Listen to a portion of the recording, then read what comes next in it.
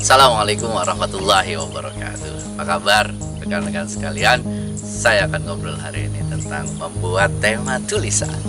Pertanyaan yang sering diajukan ke saya harus nulis apa, temanya apa, bagaimana, terus idenya itu dapatnya dari mana.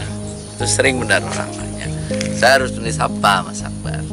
Dari mana kita mencari ide? Ini saya udah tuliskan di buku saya yang Uktub ini.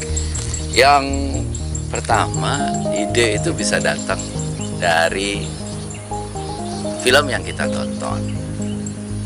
Kalau kita nonton film, jangan hanya nonton filmnya, tapi coba lihat apa yang bisa kita ambil dari film itu. Kalau film saya yang sepanjang masa yang saya suka itu Titanic misalnya ya. Titanic itu kita bicara tentang kesombongan, kita bicara tentang harapan.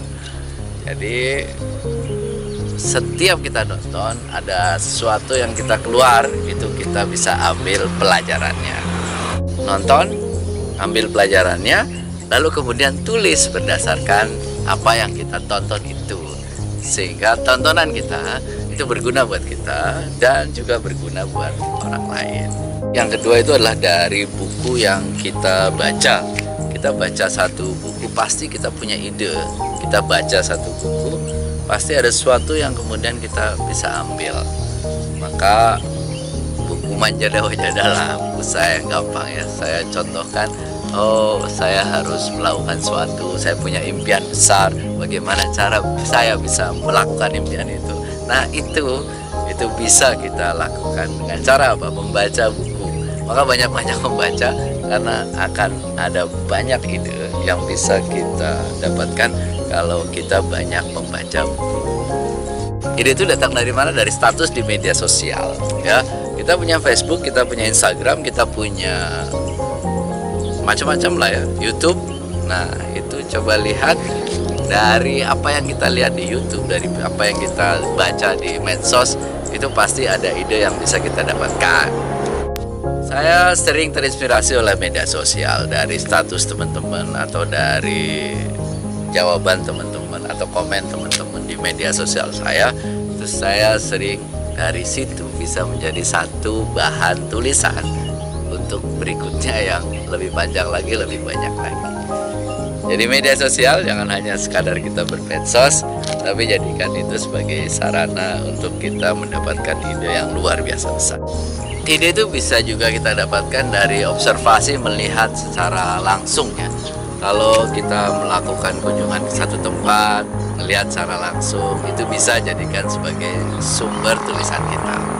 Apalagi kalau itu terkait dengan cara kita membuat sesuatu misalnya, nah itu observasi secara langsung itu akan membuat kita itu bisa melihat secara detail langkah-langkahnya seperti apa, bahan-bahannya apa, prosesnya apa saja yang harus dilakukan, yang itu akan membuat kita semakin kaya dengan informasi yang kita dapatkan secara langsung.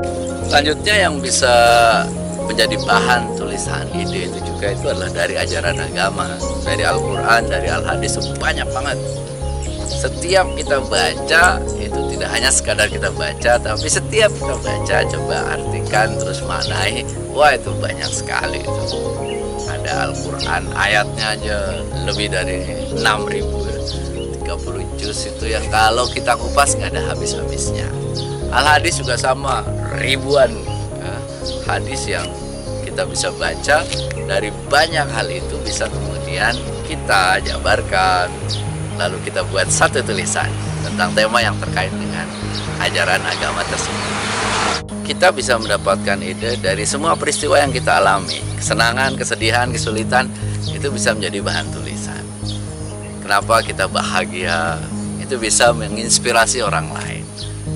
Harus bagaimana kemudian kita bangkit dari kesulitan kita, itu juga bisa menginspirasi orang lain. Bagaimana kemudian kita melewati masa-masa sulit, itu bisa menginspirasi banyak orang. Tulislah apa yang menjadi pengalaman hidup kita yang kita alami, itu saya yakin itu akan menjadi manfaat buat kita dan orang lain. Selain pengalaman diri sendiri, yang bisa menjadi ide kita itu adalah pengalaman orang lain. Kita ngobrol dengan orang banyak, apa yang dia lakukan, pengalaman hidup dia, itu bisa kemudian kita tuliskan menjadi satu pengalaman yang berharga. Pelajaran berharga buat diri kita, pelajaran berharga buat orang lain. Saya sering lakukan ini. Jadi ngobrol dengan orang bukan hanya sekadar ngobrol. Kita ngobrol, terus kemudian apa yang kemudian dia ceritakan, nah itu bisa menjadi tulisan yang berharga. Ya, tulislah obrolan kita, itu jadikan sebagai sebuah tulisan yang menarik dari apa yang kita obrolkan. Ide tulisan bisa juga berasal dari curhat, orang curhat ke kita, ya, lewat Facebook, lewat inbox, terus lewat SMS, WA. Itu akan jadi bahan bagus buat kita menulis, buat kita menjabarkan jawaban atas pertanyaan. Itu adalah sebuah tulisan yang bagus sekali kalau kita bisa olah dengan sebaik-baiknya. Karena itu setiap orang itu bertanya, saya senang sekali karena itu bisa menjadi bahan tulisan saya berikut-berikutnya. Tulisan juga bisa kita dapatkan dari traveling, karena kita bepergian, berjalan ke satu tempat, itu bisa menjadi bahan tulisan. Tidak sekadar kita ke sana, tulislah, ya, wisatanya seperti apa, makanannya seperti apa, budayanya seperti apa, itu bisa menjadi bahan tulisan yang menarik. Bisa menjadi novel, bisa menjadi cerita, bisa menjadi bahan motivasi, bisa menjadi bahan blog, bisa menjadi bahan apa saja, tergantung kita mengolahnya. Pada akhirnya ide itu bisa datang dari mana saja. Ini alam terkembang ini bisa menjadi guru kita, gitu ya. Kita setiap perjalanan kita itu bisa menjadi tulisan kita. Setiap kegiatan kita bisa menjadi tulisan.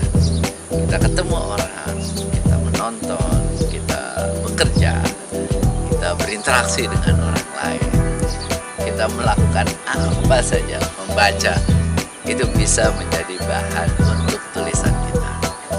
Yang penting itu adalah berlatih terus, sehingga kita terbiasa untuk menjadikan apa saja yang kita baca, kita lihat, kita dengar, kita rasakan, itu sebagai sebuah bahan tulisan.